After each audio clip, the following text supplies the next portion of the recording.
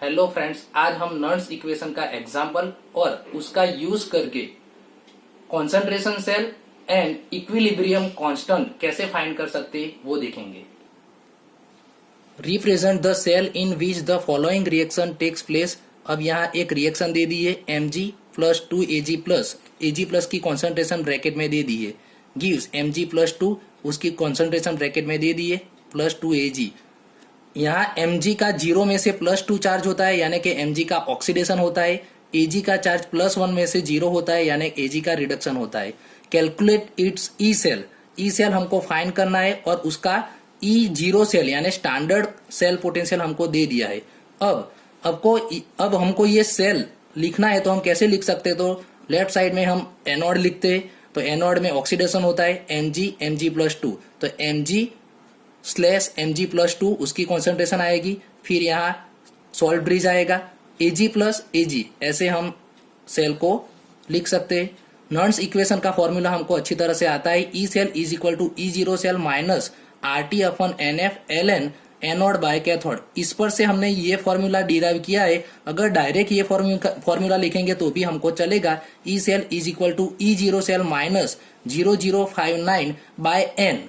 अब यहाँ n के बदले हम 2 क्यों लिखते हैं? तो यहाँ 2 इलेक्ट्रॉन की आपले होती है, मीन्स चेंज होता है, 2 इलेक्ट्रॉन की चेंज होती है। Mg में से प्लस 2 इलेक्ट्रॉन होते हैं, इसलिए यहाँ n के बदले हमने 2 इलेक्ट्रॉन लिखा है। लॉग ऊपर आएगा एनोड, तो एनोड में Mg प्लस 2 आयन है यानी ऊपर Mg प्लस 2 आयन की कॉन्सेंट्रेशन आएगी। नीचे आएगा Ag प्लस आयन और Ag प्लस आयन के आगे यहाँ 2 मोल है। आयन के आगे जितने मोल होते हैं वो ब्रैकेट के ऊपर लिखने पड़ते हैं, तो Ag प्लस के ऊपर 2 आएगा। अब सबकी वैल्यू यहाँ पुट कर दे तो E0 सेल की वैल्यू दे दी है 3.17 माइनस इसका डिवाइड करेंगे तो 0.0295 आंसर आएगा। लॉग Mg प्लस 2 की कॉन्सेंट्रेशन ब्रैकेट में दे दी है, Ag प्लस की कॉन्सेंट्रेशन ब्रैकेट में दे दी है और उसका स्क्वायर आएगा। इसको डिवाइड करके इसका लॉग लेंगे और इसको 0.0295 से मल्टीप्लाई करेंगे तो हमारा आंसर आएगा 0.21। इसका माइनस करेंगे तो हमारा ई सेल मिल जाएगा 2.96 वोल्ट। अब नर्स इक्वेशन का यूज करके कॉन्सेंट्रेशन सेल का फॉर्मूला हम डिराइव कर सकते हैं। सबसे पहले तो कॉन्सेंट्रेशन सेल किसको बोलेंगे? तो जिसका एनोड एंड कैथोड दोनों में सॉल्यूशन सेम होता है, लेकिन सॉल्यूशन की कॉन्सेंट्रेशन, जैसे कि यहाँ एनोड कैथोड सेम है कॉपर कॉपर, लेकिन दोनों की कॉन्सेंट्रेशन अलग अलग होती है, कॉन्सेंट्रेशन सेम नहीं होती है, उसको बोलते हैं कॉन्सेंट्रेशन सेल। अब कॉन्सेंट्रेशन सेल का E0 सेल हम फाइंड करने जाएंगे तो उसका 0 आंसर आएगा, वो आपको पता है क्योंकि दोनों साइड सेम है इसलिए। तो E0 सेल 0 वो हम नर्स इक्वेशन में लिख सकते हैं। अब नर्स इक्वेशन का formula E cell is equal to E0 cell minus 0.059 by n log anode by cathode. इसमें ये E0 सेल के बदले हम क्या लिख सकते हैं? 0, तो उसके बदले हम 0 लिख देंगे तो हमारा फॉर्मूला कॉन्सेंट्रेशन सेल के लिए मिल जाएगा। E cell is equal to minus 0.059 by n log anode by cathode. Nernst equation का यूज करके इक्विलिब्रियम कांस्टेंट कैसे फाइंड कर सकते हैं वो अब हम देखते हैं। तो ई सेल का फॉर्मूला नर्स इक्वेशन का हमको पता है, E cell is equal to E0 cell minus 0.059 by n log anode by cathode. लेकिन जब इक्विलिब्रियम होता है तब ई सेल, याद रखना कॉन्सेंट्रेशन सेल में E0 सेल 0 था, इक्विलिब्रियम में ई सेल 0 होता है।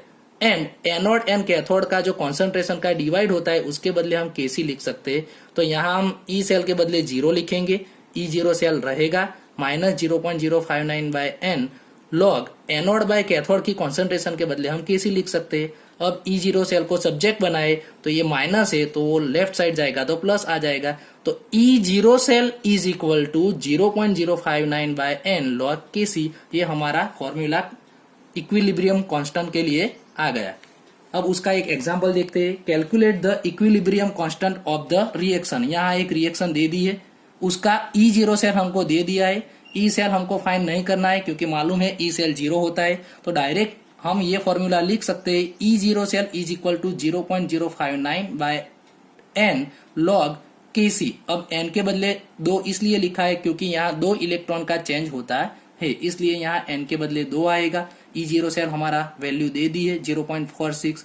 इसको डिवाइड करके या तो यहाँ लेफ्ट साइड में ले जाए तो 2 मल्टीप्लीकेशन में जाएगा, ये डिवाइड में आएगा तो हमारा लॉग केसी मिल जाएगा।